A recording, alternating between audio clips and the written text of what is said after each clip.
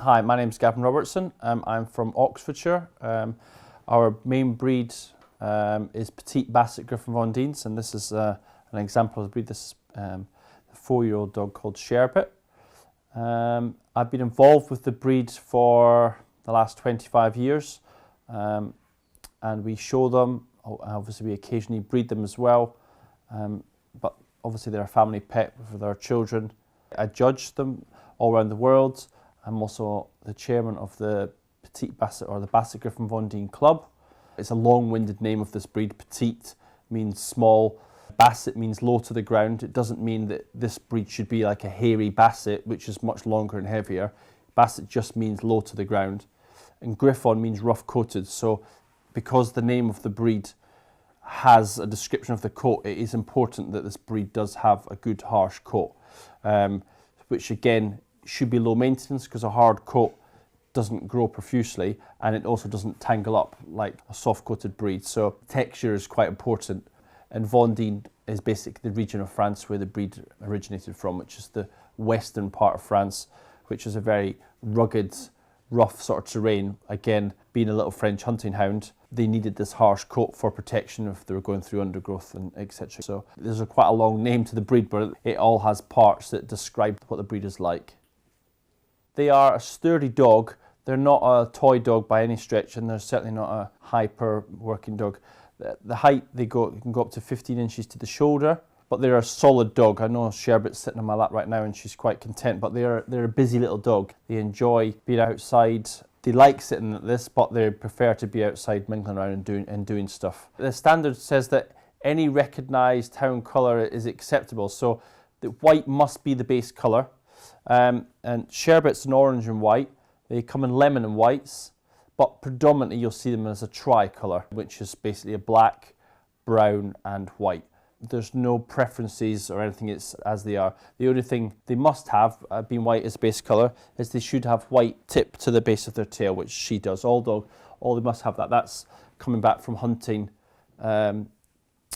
ways, when if they were out in the fields and they were going through deep undergrowth, the huntsman would be able to see the dog's tail to see where they are. So they always have to have a white tip to the tail. But markings, it doesn't matter how they are.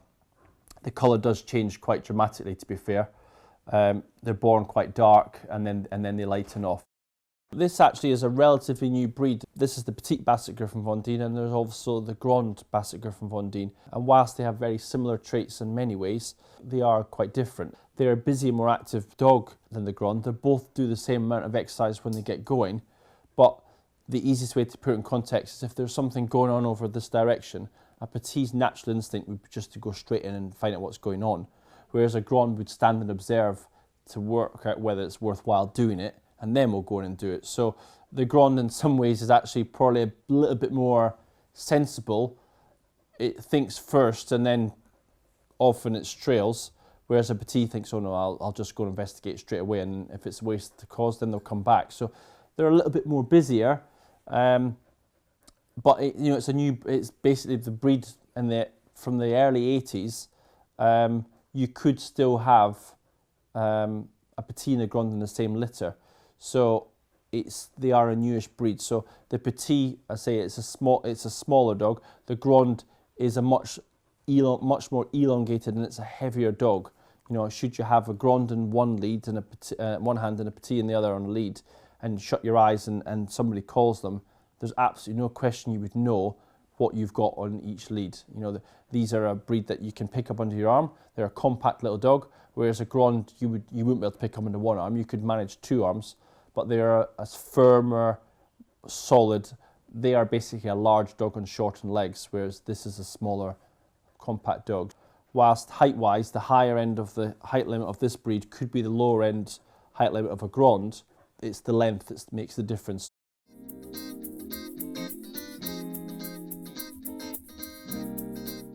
Their original function as a breed was that they were bred as a pack to hunt for rabbit and small game, hare, things like that, etc.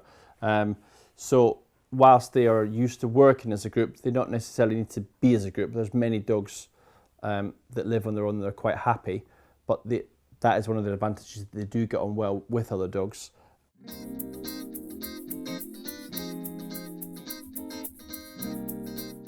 The temperament of this breed is they're very active and they're busy.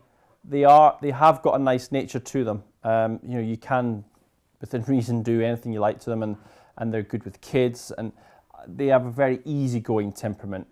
It says in the breed standard that they're a merry little hound, and that's a very good description of this breed because they are busy and they are happy, you know, and they're willing to please you, but be mindful that they are a hound at the end of the day, so they can have that hound tendencies and traits. They're a fun breed. We have 2 young children and they are fine with them. You know, there's never been a problem with them. I'm not saying it's advisable to leave kids unattended with any dog, but they're not just a breed that you just want to sit on your lap or sit in the lounge all day. They do like to be out and do like to be active. I don't find this breed overly noisy. Yes, they're going to bark if the doorbell goes, but I don't think that's a bad thing with any dog. But I don't find them a yappy dog or a noisy dog as such. They can do what they call giving tongue, which basically means one may bark at something and the other's not sure what they're doing, and they raise their voice and they call it giving tongue, so they start almost baying. Not as strong as some other hound breeds would do, but they can do that. But it only lasts for a few minutes. But it's very rare that a single dog does that on its own. It's usually if you have more than one that they begin to do that. They're okay with cats, but I'm a firm believer that you need to get them used to everything early on. Anything new is always going to be interesting how they're going to be, but they're not going to be sort of killing your hamster at the first attempt, things like that. So get them used to things early on and you won't have a problem. They're fine on their own as a breed. The dog needs to get used to being on its own. People can make a mistake and spend 24/7 with the puppy, and then the dog expects it, so then when their routine goes back to normality and the dog is left, that is when the problems can start to occur. So even from an early age, the puppy's left for a few hours on its own, so they get used to that. They do like companionship, but at the same point, they do need to have their own space.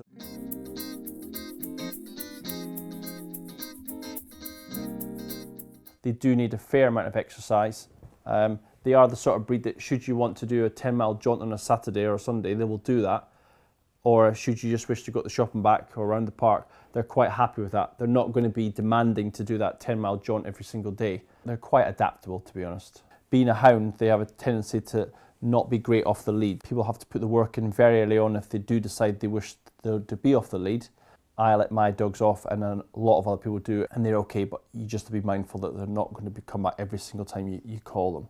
You can use tidbits and treats to bring them back, but I think probably the easiest way to put it in concept is if you were to go for 10 walks in a row, 7 or 8 walks you won't have a problem, but for 2 or 3 of those walks you're going to be gone longer than you actually would like to be, so another 20 minutes longer or something. So if you've gone for 7 walks in a row and you've not had a problem, and then the 8th walk you're in a rush to go to a meeting, that's probably not the best day to let the dog off the lead, because it'll probably be gone an extra 20 minutes and you'll be late.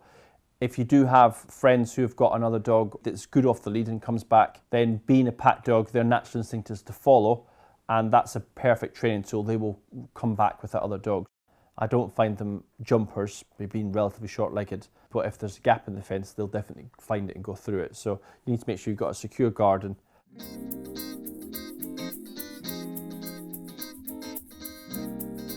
They're not the best at, say, agility or obedience because they have a short attention span. They're a very happy little dog and busy and like to please you, and them having to then be controlled to be jumping over certain things or sitting still for any length of time is not actually ideal.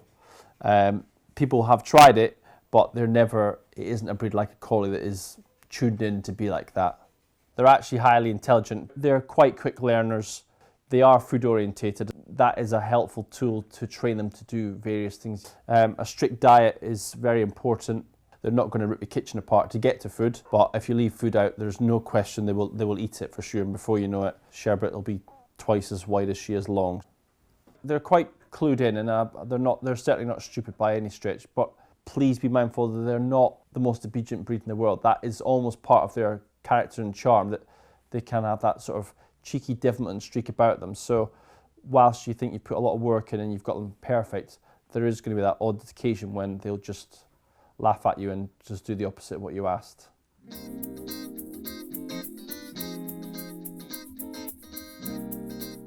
As for grooming, obviously it's a rough coated breed, so yes, they do grow hair. It's not a high maintenance breed like some various breeds that you'll be at the grooming parlour regularly. The two maintenance things you need to keep on top of is they do grow quite a lot of hair in with their ears, so that does need plucking out, which isn't the best job in the world, but your breeder should show you what to do, or when you go to a groomer, they will be able to do that. They don't suffer with any ear problems, but obviously if there's hair in there, then they're more susceptible to getting an infection or an issue, and air's not going to circulate around. So that is important that it comes out. And also that their nails need doing regularly. If they're on hard surfaces, then they're not going to grow massively, but they are going to grow. So maintenance-wise, that's general dog husbandry to keep on top of. And the coats, you know, we're after a harsh coat, so harsh coats don't grow rapidly and they don't tangle up. So once a week, give them a brush through with a comb and a slicker brush. There's a brush that's got various amount of pins in them. That opens the coat all up and then you can comb it through afterwards, but it doesn't tangle up that badly. Obviously, it depends on the lifestyle. If they're going out getting filthy and mucky all the time, being short-legged, they do pick up rubbish in their coats, but it's quite a self-cleansing coat as well, so you're not having to bath them all the time. They will drop a little bit of hair, but not masses, to be fair. If you wish to have them hand-stripped that they are for the show ring, it probably wants doing about 3 times a year. Again, it does vary from dog to dog and also from colours. The lighter colour will grow faster than the dark. Orange and whites don't grow as rapidly as tricolours, but it's really minimal. We're splitting hairs, there's not much in between it. It's a relatively easy-going coat, but it's getting them used to being done.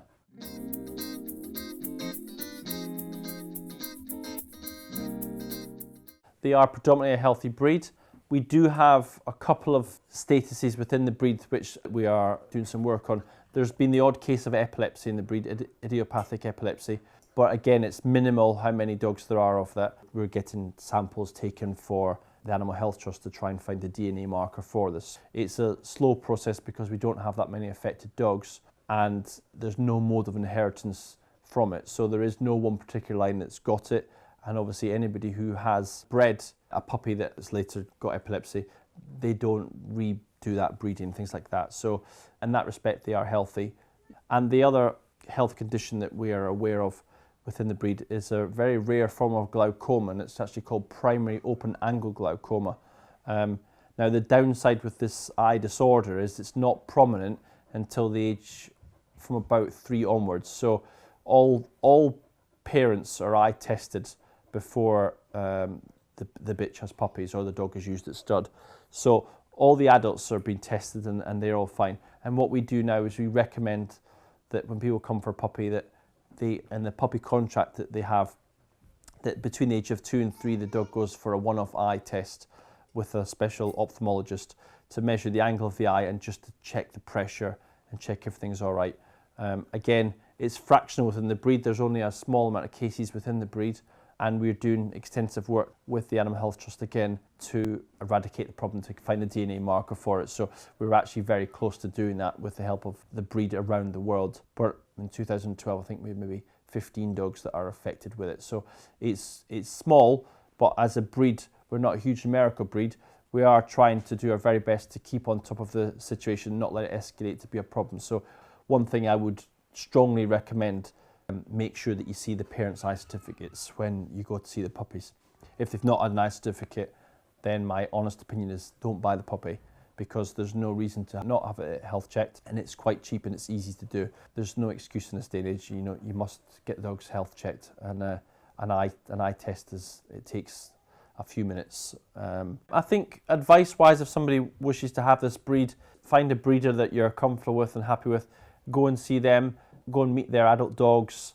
Most breeders will actually interrogate you more than you will interrogate us as a breeder. We want to make sure that you are the right person for this breed. As I say, they're not for everybody. So if you live in a flat in the middle of London, don't even attempt to come and ask for this breed, because it's not the breed for you. And if you're after a dog that's going to be perfectly well behaved off the lead every time you go to work, again, look for another breed.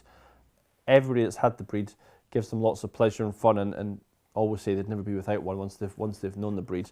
And they're a great little breed, but they are mischievous. That is kind of their nature about them. So if you're happy putting up with that, then it could be a breed for your shortlist.